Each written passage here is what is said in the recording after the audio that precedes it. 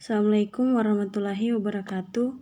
Kami dari kelompok 3 akan mempresentasikan materi kami tentang konsep asam basa. Sebelum kami mempresentasikan materi kami, terlebih dahulu kami akan memperkenalkan diri. Perkenalkan, nama saya Sri Wulandari dan teman saya Sherlyn.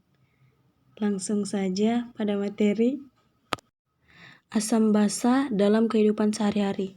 Adapun contoh dari beberapa bahan yang termaksud ke dalam penerapan konsep asam basa adalah sebagai berikut. Yang pertama, minuman berkarbohidrat. Kedua, keju. Ketiga, kelapa. Keempat, pisang. Kelima, mangga. Keenam, bayam. Bahan yang di atas memang memiliki berbagai macam rasa. Ada yang mempunyai rasa asam, pahit, bahkan ada juga yang netral atau tidak berasa.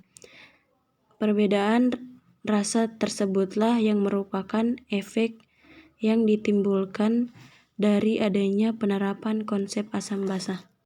Konsep asam basa. Istilah asam acid berasal dari bahasa Latin acetum yang berarti cuka, karena diketahui zat utama dalam cuka adalah asam asetat. Adapun basa alkali berasal dari bahasa Arab yang berarti abu. Ilmuwan yang mengemukakan pengertian asam basa dari dulu sampai sekarang adalah Svante Arrhenius, Johannes Bronsted, Thomas Lowry, dan Gilbert Newton Lewis. Asam basa Arrhenius. Pada tahun 1884, Stanford Arrhenius mengemukakan sebuah teori yang dikenal dengan teori asam basa Arrhenius. Menurut Arrhenius, asam merupakan zat yang apabila dilakukan dalam air akan menghabiskan ion H+. Basa merupakan zat apabila dilarutkan dalam air akan menghasilkan ion OH negatif. Adapun contoh-contoh dari asam basa menurut Arrhenius adalah sebagai berikut. Asam sama dengan senyawa yang dapat melepas H+. Contohnya, basa senyawa yang dapat melepas ion OH negatif. Contohnya. Yang kedua, asam basa Bronsted-Lowry. Pada tahun 1923, ahli kimia Denmark bernama Johannes Bronsted dan ahli kimia Inggris bernama Thomas Lowry mengemukakan teori yang dikenal dengan teori asam basa Bronsted-Lowry. Menurut Bronsted-Lowry, suatu zat pemberi proton pendonor disebut asam, dan zat penerima proton akseptor disebut sebagai basa. Atau asam sama dengan zat yang donor H+, basa sama dengan zat yang menerima H+. Contohnya adalah sebagai berikut. Pasangan asam dan basa konjugasi memiliki ciri selisih 1H+. Contohnya sebagai berikut. Yang ketiga, asam basa Lewis.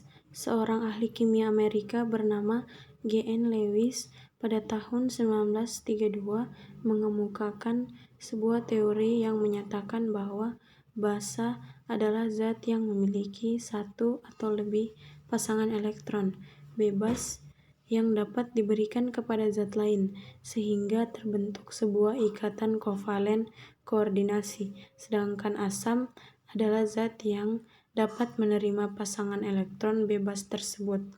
Atau basa sama dengan zat yang mendonorkan pasangan elektron, asam sama dengan zat yang menerima pasangan elektron. Contohnya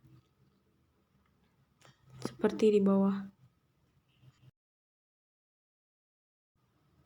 Adapun tabel dari berbagai jenis asam basa adalah sebagai berikut. Yang pertama, tabel asam. Yang kedua, tabel basah. Berikutnya sifat-sifat asam basah. Adapun sifat-sifat dari asam basah adalah sebagai berikut. Yang pertama, memiliki rasa asam atau masam. Yang kedua, bersifat korosif, merusak. Dan jika dilarutkan di dalam air, maka dapat menghasilkan ion H+ atau ion-ion hidrogen dan ion sisa asam yang bermuatan negatif. Bila diuji menggunakan indikator kertas lakmus biru, maka dapat berubah lakmus menjadi merah. Dan jika diuji dengan menggunakan indikator kertas lakmus berwarna merah, maka kertas lakmus tidak akan berubah warna. Kesimpulannya, dari ketiga teori asam dan basah yang sudah dijelaskan sebelumnya adalah teori Arrhenius yang paling terbatas dan teori Lewis yang meliputi asam basah yang paling luas. Namun sepanjang yang telah dibahas tentang reaksi yang dilarutkan dalam air, maka teori asam basah Bronsted-Lowry yang paling mudah digunakan. Hanya saja teori Lewis akan tepat jika reaksi asam basah melibatkan senyawa protein. Mungkin itu saja presentasi dari kelompok kami. Lebih dan kurangnya mohon dimaafkan. Wassalamualaikum warahmatullahi wabarakatuh.